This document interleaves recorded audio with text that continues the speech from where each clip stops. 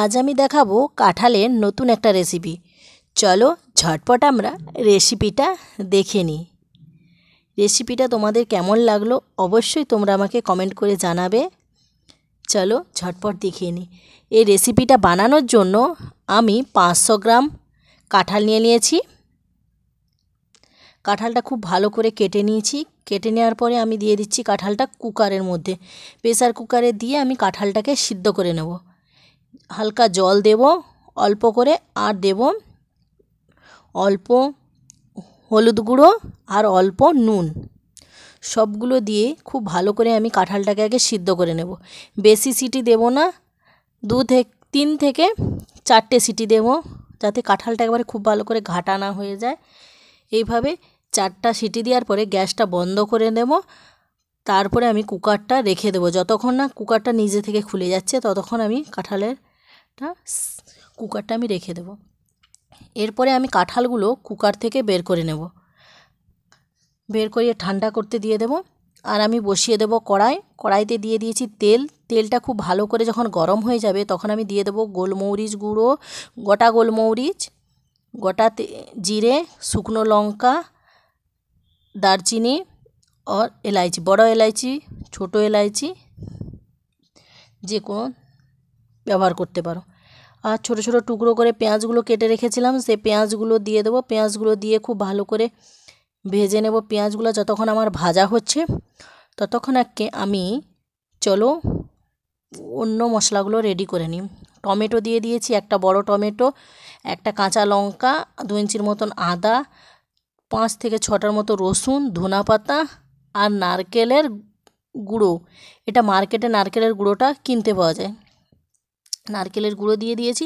খুব ভালো করে সবগুলোর পেস্ট বানিয়ে নেব। খুব ভালো করে আমি পেস্ট বানিয়ে নিয়েছি। এরপরে আমি পেঁয়াজটা যখন লাল লাল করে ভাজা হয়ে গেছে তখন আমি দিয়ে দেব শুকনো লঙ্কা। শুকনো লঙ্কাটা দিয়ে দেওয়ার পরে আমি এর মধ্যে যে পিষে রাখা মশলাগুলো ছিল, পেস্ট বানিয়েছিলাম, সে মশলাটা দিয়ে দেবো। সে মশলাটা দেওয়ার পরে খুব ভালো করে কষিয়ে নেব। অল্প একটু স্বাদ মতো নুন দিয়ে দেবো। নুন দেওয়ার পরে খুব ভালো করে মশলাটা ঢাকা দিয়ে খুব ভালো করে এইভাবে কষিয়ে নেব। মশলাটা আমার এদিকে কষা হচ্ছে। খুব সুন্দর একটা কালার বেরিয়েছে, খুব সুন্দরভাবে তেল ছেড়ে দিয়েছে। চলো মশলাটা যতক্ষণ আমার রেডি হচ্ছে ততক্ষণ আমি একটু গুঁড়ো মশলাগুলো দিয়ে দিচ্ছি। ধনে গুঁড়ো, লঙ্কা গুঁড়ো, হলুদ গুঁড়ো, এগুলোকেও দিয়ে খুব ভালো করে আমি আরেকবার মিশিয়ে নেব। সবগুলো মিশানোর পরে অল্প আমি জল দিয়ে দেব। জল দেওয়ার পরে খুব ভালো করে মশলাটা আরেকবার কষিয়ে নেব। মশলাটা যখন কষানো হচ্ছে ততক্ষণ চলো আমি কাঁঠালটা রেডি করে নিই। কাঁঠালটা খুব ভালো করে হাতের সাহায্যে একটু ভালো করে ভেঙে নেব। সবগুলোকে খুব ভালো করে সবগুলোকে একটু করে হালকা মিক্স করে নেব। সবগুলো যখন আমার হালকা মিক্স হয়ে যাবে, এইভাবে সবগুলোকে ভেঙে ভেঙে মিক্স করে নিতে হবে। এটা আমার মিক্স করা পুরো রেডি হয়ে গেছে। এরপর আমি এর মধ্যে দিয়ে দেবো আদা আর কাঁচা লঙ্কার পেস্ট, ধনে পাতা কুচি, গোলমরিচ গুঁড়ো, গোটা জিরের জায়গায় শুকনো জিরে পাউডারও দিতে পারো, ধনে পাউডার, লঙ্কা গুঁড়ো, নুন, বেসন, সবগুলোকে খুব ভালো করে মাখিয়ে নেব। এইভাবে সবগুলো যখন খুব ভালো করে মাখানো হয়ে যাবে, এগুলো খুব ভালো করে এইভাবে মাখিয়ে নেব। এগুলো মাখিয়ে নেওয়ার পর এগুলোর মধ্যে না খুব ভালো করে ছোট ছোট আমি গোল গোল একটু চ্যাপ্টা চ্যাপ্টা কতগুলো বানিয়ে নেব। বানিয়ে নিয়ে এগুলো একটু ভাপিয়ে নেব। একটা প্লেটের মধ্যে সবগুলো এইভাবে বানিয়ে রেখে দেবো। বানিয়ে রেখে দেওয়ার পরে আমি এগুলোকে একটু ভাপিয়ে নেব। একটা ছাঁকনি নিয়ে নিয়েছি, ছাঁকনির উপরে সব রেখে দেব। সবগুলো খুব ভালো করে সাজিয়ে নেব। সাজিয়ে নেওয়ার পরে আমি যেটাতে আমার মশলাটা রেডি হচ্ছে তার উপরে আমি এই ছাঁকনিটা চাপিয়ে দেব। খুব ভালো করে চাপিয়ে দিয়ে মশলাটা একবার নাড়াচাড়া করে নেব। নাড়াচাড়া করে এই কড়াইতেই আমি এগুলোকে একটু খুব ভালো করে ভাপিয়ে নেব। আলাদা করে আর ভাপানোর কোনো দরকার নেই, এই মশলাটার উপরে রেখেই ভাপিয়ে নেওয়া যাবে। জালিটা আমি দেখো কড়াইয়ের মধ্যে বসিয়ে দিচ্ছি। কড়াইয়ের মধ্যে বসিয়ে দিয়েছি, দিয়ে খুব ভালো করে উপর থেকে একটু ঢাকনা দিয়ে দেবো।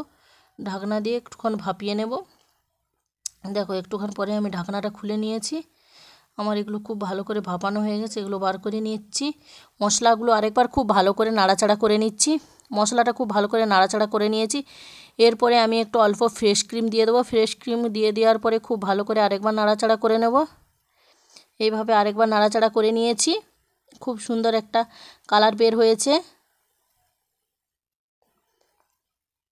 এইভাবে তোমরাও বাড়িতে কিন্তু ট্রাই করো, খেতে কিন্তু অসাধারণ হয়। কাঁঠাল তো অনেকভাবে খেয়েছো, এইভাবে একবার বানিয়ে খাও। এভাবে খেতেও কিন্তু খুব সুন্দর লাগে সবজিটা। একটা সেই মাংসের মতন চিকেন চিকেন ভাব আসবে। এরপরে এগুলো যে জালি থেকে ভাপিয়ে রেখেছিলাম এগুলো তুলে নেব। এগুলো তুলে নেওয়ার পরে তাওয়াতে অল্প তেল দিয়ে দেব। অল্প তেল দিয়ে দেওয়ার পরে এগুলোকে আমি হালকা করে সবগুলোকে একটু একটু করে ভেজে নেব খুব ভালো করে। এইভাবে উল্টে পাল্টে খুব ভালো করে ভেজে নিতে হবে সবগুলোকে।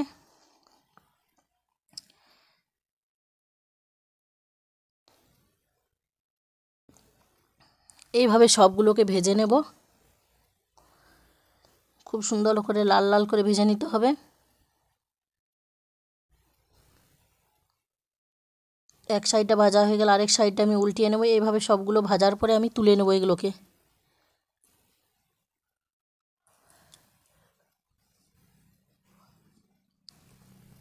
সবগুলো ভাজা হয়ে গেছে, এরপরে তুলে নেব। তুলে নিয়ে আমি একটা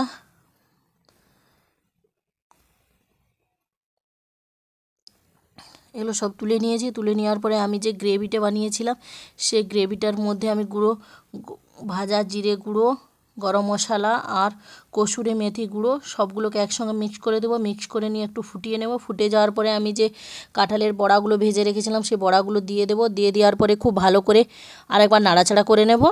এইভাবে উপর থেকে ধনেপাতা কুচি দিয়ে দেব। দিয়ে আরেকবার খুব ভালো করে সবগুলোকে নাড়িয়ে নেব। একটু খুব ভালো করে ফুটিয়ে নেব। সবজি আমার রেডি হয়ে গেছে। গ্যাসটা বন্ধ করে দেবো। খাওয়ার জন্য একদম রেডি। ভিডিওটা যদি তোমাদের ভালো লেগে থাকে অবশ্যই লাইক করবে, কমেন্ট করবে, শেয়ার করবে, পাশে থেকো, সাথে থেকো। দেখা হচ্ছে নতুন একটা রেসিপির সঙ্গে।